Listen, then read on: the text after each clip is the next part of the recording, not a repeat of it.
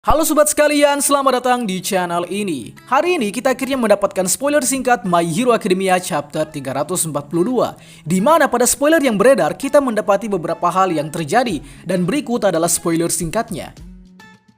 Kita awali dari judul chapter, yang mana judul pada chapter kali ini adalah Calm Before the Storm, yang dimaksudkan sebagai chapter selingan sebelum peperangan dimulai.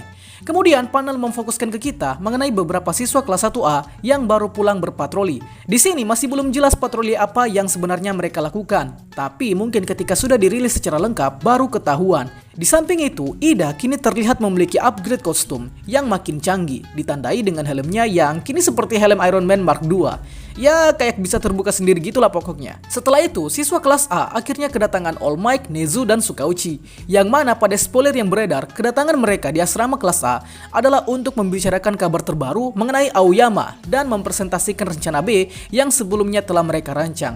Dan rencana tersebut hanya boleh diketahui oleh beberapa orang saja. Entah apa rencana sebenarnya, tapi nanti kita bahas.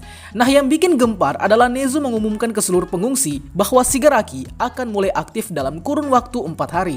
Maka dari itu, beberapa siswa kelas A kini diberi kesempatan untuk berpamitan sebelum mereka turun di medan perang. Buset, ngeri amat. Lalu setelah itu, para siswa kelas A diantar ke fasilitas bernama Troy, yang konon jaraknya 30 km dari SMA UA. Lebih fokus lagi, di chapter kali ini kita disajikan chemistry antara Uraraka dan Deku. Asik, dimana Deku kini mendekati Uraraka untuk berterima kasih atas aksinya untuk meyakinkan masyarakat bahwa Deku bukanlah ancaman. Namun yang terjadi pada Uraraka adalah sebaliknya, di mana dia masih cukup heran atas dirinya sendiri dan dia menganggap bahwa ya dirinya sendiri cukup aneh gitu.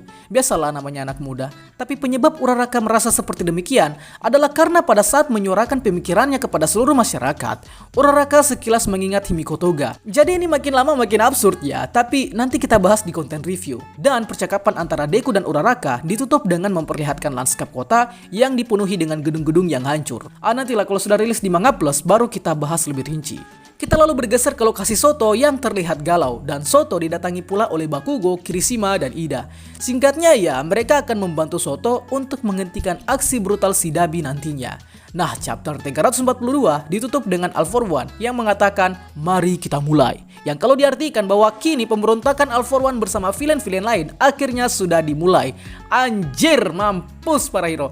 By the way, beberapa hal yang terjadi di chapter ini cukup menarik ya, dimana ada juga Aoyama yang sedang dipenjara, kemudian ada Aizawa yang memperhatikan Kurogiri di dalam ruang isolasi, dan konon ada penyusup di UA yang akhirnya permintaan untuk mengeluarkan Deku dari UA sudah terlaksana.